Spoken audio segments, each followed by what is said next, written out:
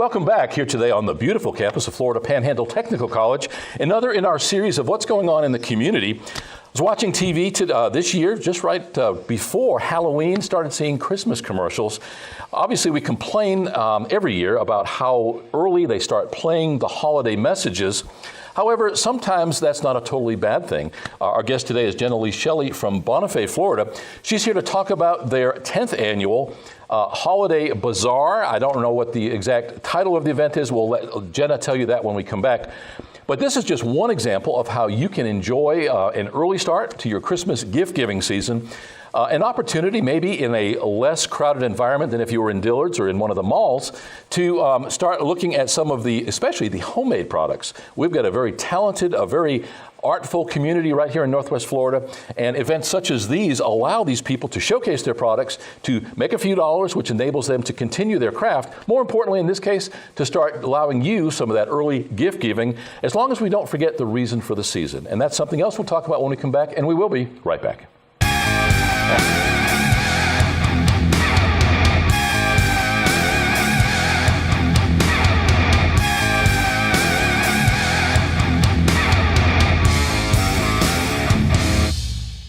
Welcome back. As mentioned, our guest today is Jenna Lee Shelley from Bonifay, Florida. You're actually with the Bonifay Assembly of God, and you've got a holiday events coming up. Let's start at the beginning. You sent us a message, I think it was on Facebook a month or two ago, said, hey, can you post our flyer for us? And I said, no, I don't think we'll do that, but I will do you one better. You can come on and talk about your event yourself. Mm-hmm. We find that you can do a much better job talking about the event, answering questions certainly, than just a flyer or a graphic. So thanks for taking the time for being here today. Thank you for having me. It's been a blessing. Thank you. Now, you don't thank me yet because you're not done yet. You never know. But you said you were a little bit nervous. You're already feeling a little bit better, aren't you? I am. Okay. I'm feeling much better. You're the president of one of the women's groups. What is that? It's the women's ministry at Bonifay First Assembly. I am the president there. This is my second year. Okay. Mm-hmm. Now, you guys have been doing this holiday event for 10 years now? Yes. Talk about the history of that. It started out very small. It was just more or less an in-house with the church ladies who make like baby blankets and toboggans and some floral wreaths.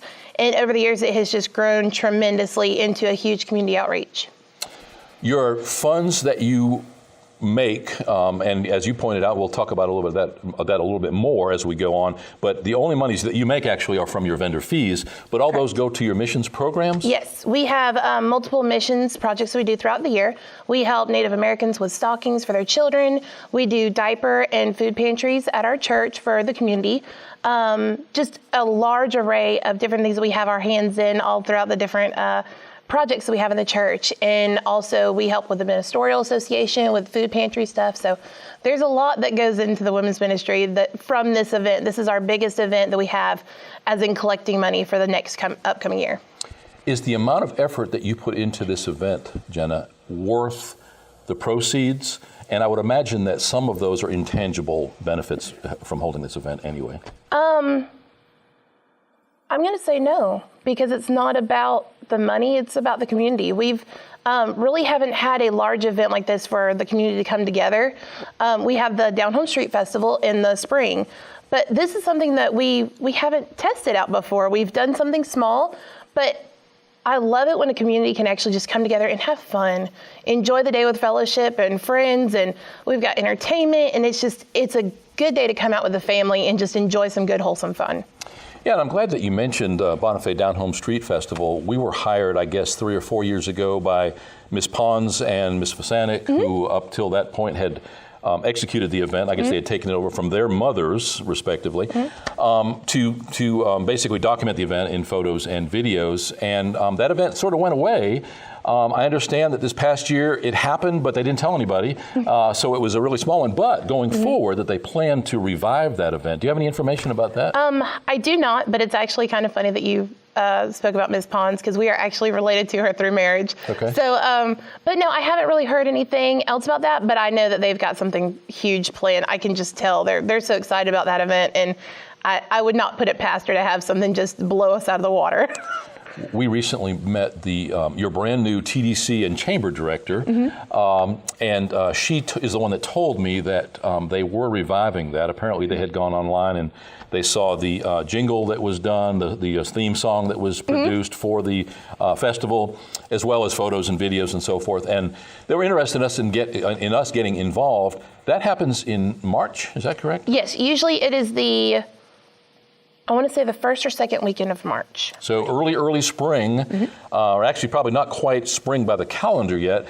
Usually that day is a little bit cool. There's a lot of fog and mist. It's a typical Northwest Florida early spring day. Definitely. It burns off, and then by afternoon it's hot. It's interesting how that progresses. You can be pretty sure that you can almost set your watch by the kinds of weather that we have here. Not day to day necessarily, but seasonally, we definitely seem to follow those patterns, and that event always evokes those memories to me. It starts fairly early. I think they might have a 5K run or something associated with it. Yes. Is that correct? They also have an evening of bluegrass the night before at the what's the other park over there? At the football field? No, it's they had it at a park. It's a very small park with a gazebo downtown. Is it a Sam somebody park, or it's named after a person? Okay, well, it doesn't matter. I'm a transplant. Okay. Well, anyway, and like I say, the last time that we attended was, I think, the next to the last year that it happened, which was probably 3 or 4 years ago. Great event, but I'm glad that you're trying to embrace that small town feeling. Sometimes we try to become space age just because it's the 21st century. Our own Tourist Development Council here in Washington County had a great event. It was called Legends in Lore at the Falling Water State Park. Went on for years and years and years. We had the corn shellers and the people that ground up the corn, and then they made corn pone, blacksmiths and guys doing wood carvings and all kinds of stuff. And in their infinite wisdom, our TDC said, you know what? We want to embrace the future. We don't want to embrace our past. Threw it away. They're trying to go backwards now, but by now, all of those vendors, they make 3 to 5 year plans. So they're all booked elsewhere. And they realize that, sometimes you really want to embrace that small town atmosphere, which, towns like Chipley and Bonifay and Marietta, Ponce de Leon, there's so much history. And then you've got that spiritual community, which is a loving, giving community, perfect match, for perfect marriage, if you will, for an event such as yours. Now, you say this is the second year that you have headed up the event as president. What changes are you making from last year? Last year, we tried to kind of go a little bit bigger. Like I said, it started out really small, like 6 to 8 different vendors. And that was just ladies in the church. When Avon and Mary Kay were huge, they started selling in the church. And last year, we had 26 vendors. And this year, we've tripled our vendors. We are now fully outside.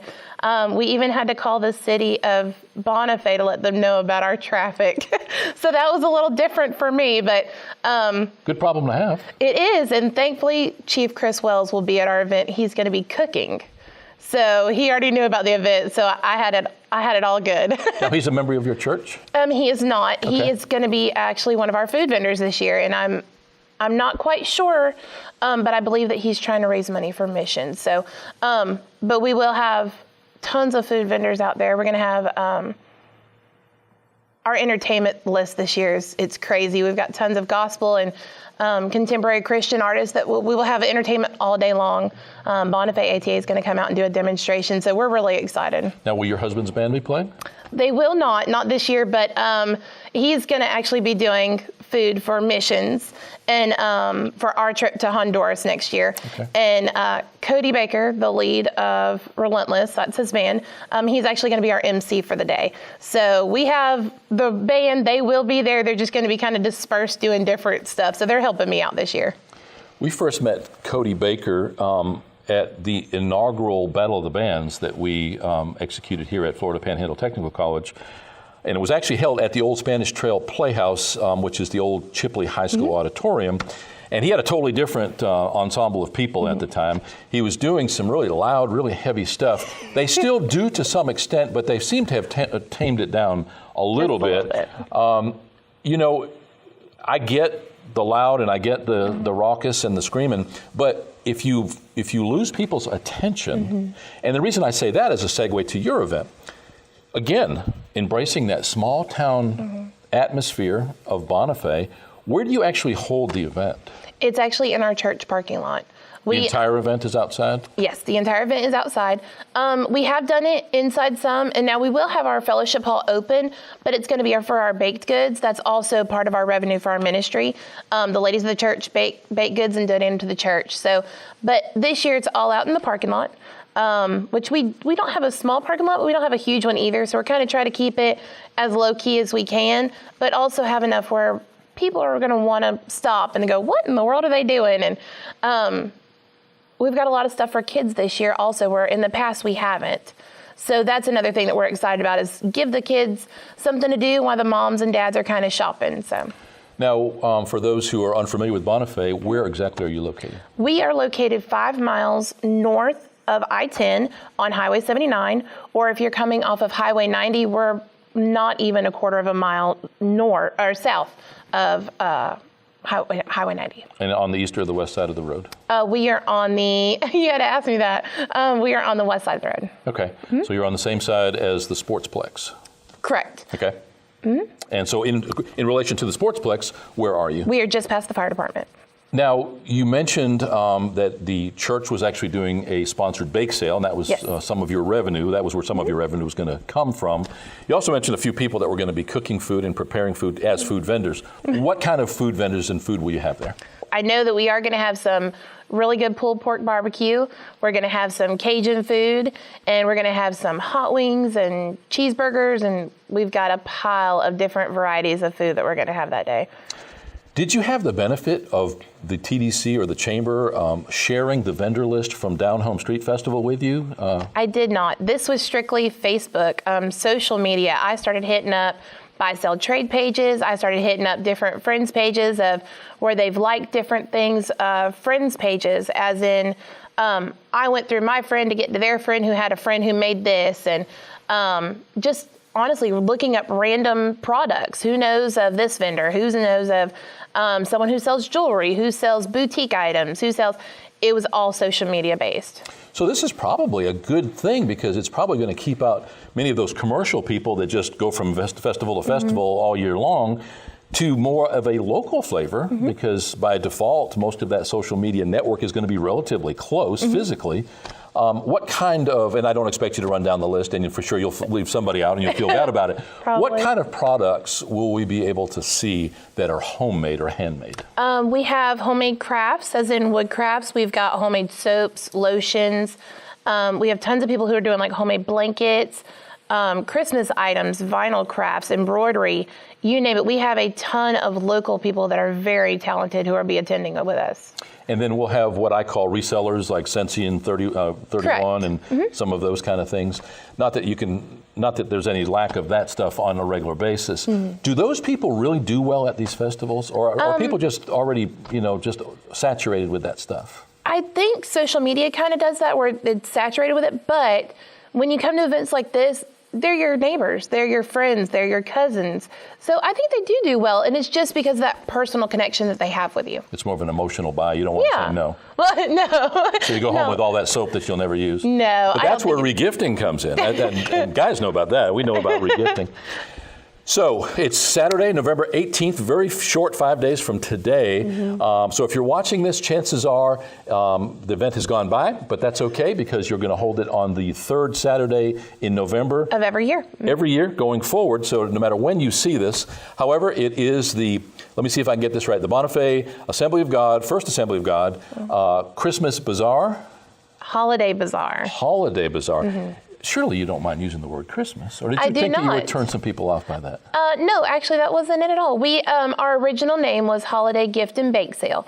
And like I said, it just started in the church. So we just kind of tweaked it a little bit to make it more of a festival. Gotcha, gotcha.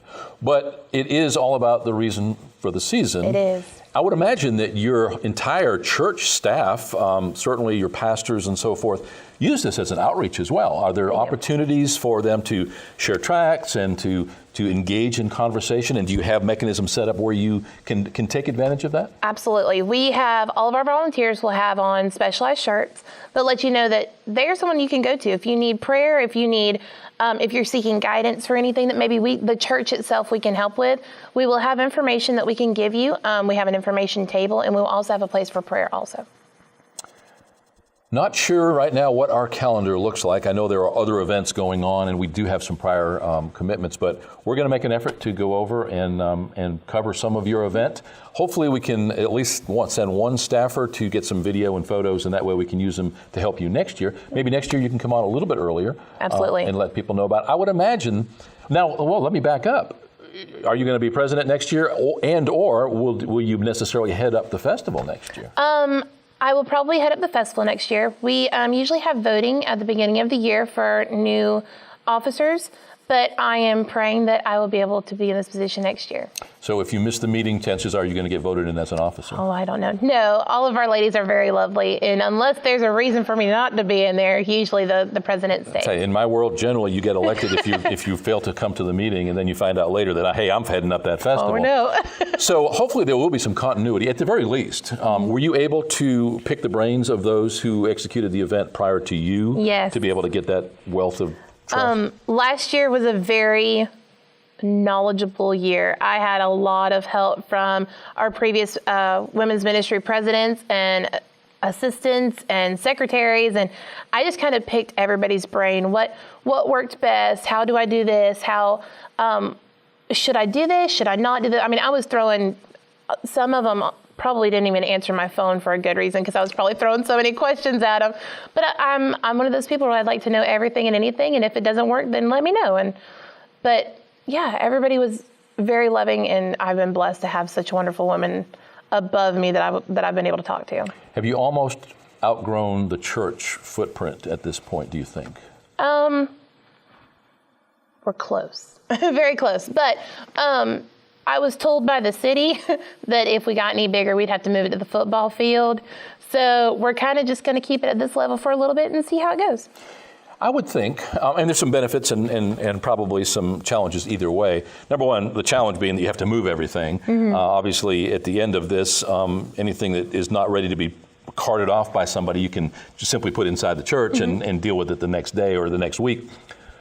But leaving the church property, I would imagine, would lessen that evangelical outreach opportunity. Mm-hmm. Just sometimes it's just getting people onto the church grounds is mm-hmm. the toughest part, and then you have the opportunity to show what you have to offer. Absolutely.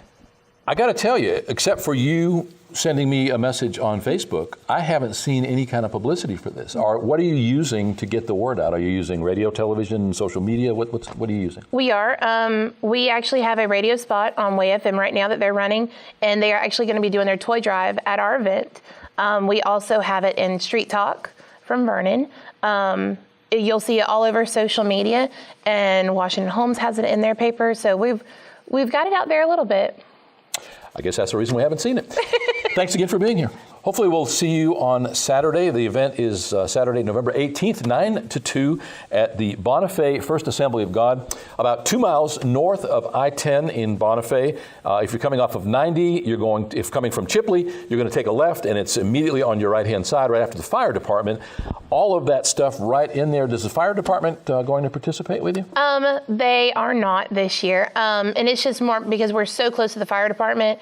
If we were to ask them to help volunteer, there's a possibility of us hindering an emergency. So they're there for us. We've got a couple of guys that may walk down and kind of visit with the kids and all that. But as in having a fire department or a fire truck or a police squad car there, we don't want to hinder their ability for an emergency. Trey Cook with the fire department actually was part of the organizers of Bonifay Street Festival, mm-hmm. I think. So at some point in time, you probably need to pick his brains if you haven't already done so. Because Definitely. I think that but you've got a bunch of people over there, right there in Bonifay that you can harness. Mm-hmm.